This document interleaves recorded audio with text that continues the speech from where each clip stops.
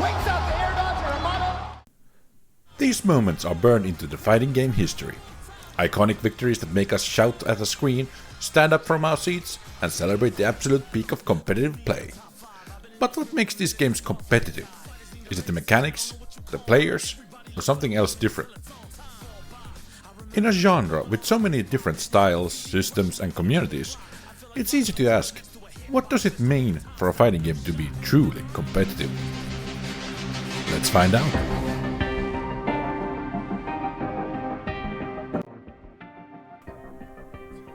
The fighting game community is one of the most passionate, competitive, and technical communities in all of gaming. But what does competitive actually mean in this space? Is it about how difficult it is to master? How balanced the characters are? Or is it the community's ability to keep the scene alive and thriving?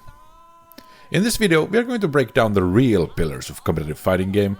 We are going to look at the most iconic games, Street Fighter, Tekken, Guilty Gear, Smash Bros, and see how they stack up against these pillars. But I think the 5 pillars that make a fighting game competitive are skill expression. Can you show your skill? Depth and learning curve. How much can you master over time? Balance and matchups. Does the game offer a diverse path to victory? Meta evolution. How does the game change as the community explores it? Community and longevity. Can the game sustain competitive play over time? Let's first look at these 5 pillars. Skill expression is about the game's ability to show how good someone is. In a truly competitive game, your performance should reflect your effort, practice, and decision making. Take Street Fighter for example. While the basic moves might seem simple, executing them at the right time with perfect spacing, punishing mistakes, and adapting to your opponent takes years of refinement. A player's ability to read the control and the flow of the match, that's skill expression. Every great competitive game should have a deep learning curve. A steep curve doesn't necessarily mean that it's harder. It just means that the game offers new challenges the more you play.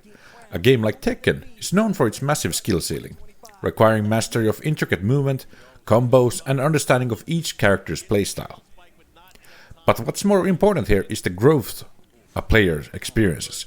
In a game like Guilty Gear, for example, you'll be experimenting with advanced mechanics like Roman cancels and burst management, and every character has its own system of interaction. The deeper you go, the more room there is to improve. A competitive game also needs to be balanced. But balance isn't just about keeping every character equal, that's impossible. It's about making sure every character has a path to victory, even if they are at a disadvantage. A game can be perfectly balanced, but still fail in other areas, such as when the meta or the available tactics are shallow or boring. We'll get into that in a second, but first let's look at the importance of matchups. In a game like Tekken, no character is truly better than the other, with a few exceptions. They all have strengths and weaknesses that become apparent as the match plays out. Matchups are crucial. The best players are those who knows the in and outs of every matchup, even characters they don't self-play. Now let's talk about the meta. This is the living, breathing ecosystem of a competitive scene. A game's meta evolves over time based on new discoveries, strategies, or even changes made by the developers. In the FGC, we constantly see the meta shift. Take a game like Street Fighter V. As a patch rolls out, players find new tech, combo routes, frame data advantages, and the meta shifts. A strategy that was dominant in the early days of the game can become less effective as players adapt, discover counters, and improve their execution. This is what keeps things fresh. Without this evolution, a game becomes stale and competitive play stagnates. The most competitive games are those where the community is still discovering new techniques, new ways to exploit weaknesses, and even find new meta shifts. Whipping everything right there for the 2K. Speaking of... Finally, let's talk about the community and the longevity. A game can be the most complex, balanced, and deep game ever made, but if no one's playing it, it truly isn't competitive. The best competitive games have active communities that push the game forward. They organize tournaments, they find new strategies, and they encourage new players to pick up the controller. For instance, Super Smash Bros. Melee competitive scene has stayed strong for over 20 years. The community is still creating new techniques, discovering new layers to the game. Even with the release of newer Smash Bros, Melee is still maintaining a competitive edge, not just because of the mechanics, but because of the community's dedication. Let's dive into the first of our games. Street Fighter. Known as the grandfather of competitive fighters, Street Fighter has maintained its relevance through simple yet deep gameplay. Street Fighter focuses on footsies, spacing and punishing mistakes. The game is relatively balanced, with each character offering a unique style and strategy, from zoning with Dalsim to rushdown with Ryu. Every character has clear strengths and weaknesses. But with more modern entries like Street Fighter 5 and 6, some fans argue that the game has simplified it to make it more accessible to casual players. The question is, does this actually make it less competitive? Well, the jury is still out, but the community is still alive and kicking, and a constant flow of top-level players. And you could argue Street Fighter is more popular than it ever has been, with bigger tournaments and more players than ever. Next up, Tekken. If Street Fighter is about spacing, Tekken is all about movement. It's a 3D fighter with a crazy level of complexity in its controls.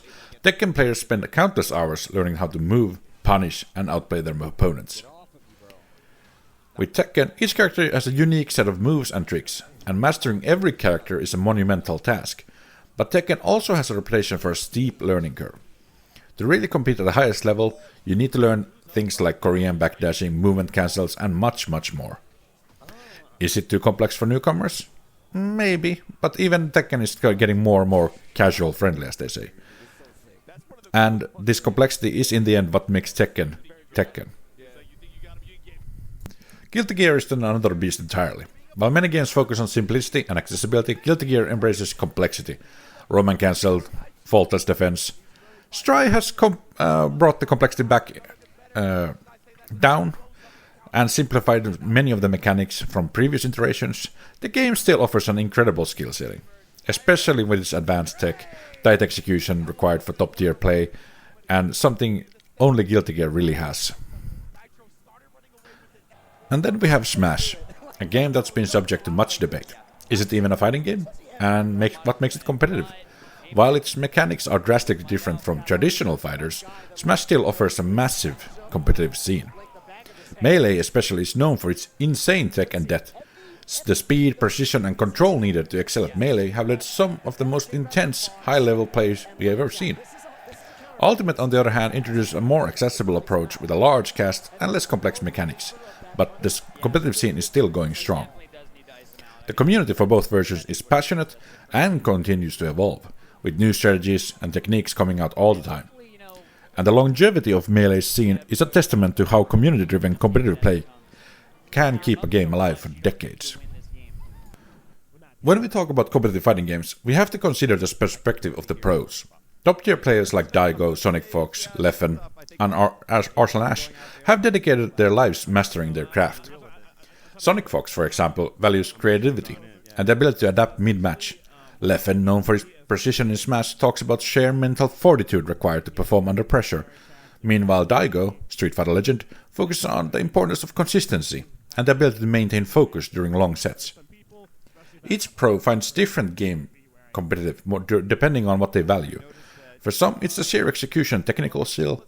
For others, it's adaptability strategy and how much room the game gives you to express your creativity. So now that we have talked about this for a while, what makes a game truly competitive? Is it the difficulty, the balance, or something more intangible, like the community, or how long a game can maintain its competitive integrity? No, the answer is something in between. All these things are important, and it's the right balance. A perfectly balanced game is no fun if no one is playing it. It needs a community.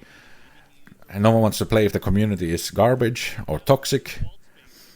And a game will get boring if it's too easy. You need all these pillars to make a truly competitive game. One that will last for years or even decades. But there is no universal answer on what's the most competitive game or what makes a game truly competitive. It needs multiple elements all working together, making it so. And that's what makes this debate so fun.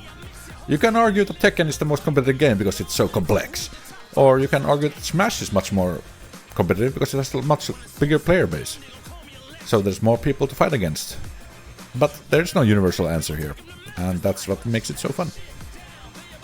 There is no perfect formula for a competitive fighting game, but the beauty of the FGC is that we continue to explore, experiment and grow with each new generation of players and games. Whether it's through technical precision or creative strategy, fighting games are a battle of mind and skill. So, I want to know, did I miss something? Have I forgotten something completely essential? Very possible. Which fighting games do you think are most competitive? Is it Street Fighter? I mean, it has been going on for decades. Is it Tekken? Or something else entirely? Maybe you prefer anime fighting games? Hey, leave a comment below. I'll be reading every response and hopefully we can actually get a discussion going. Thanks so much for watching. Please like and subscribe. That will mean so much to me.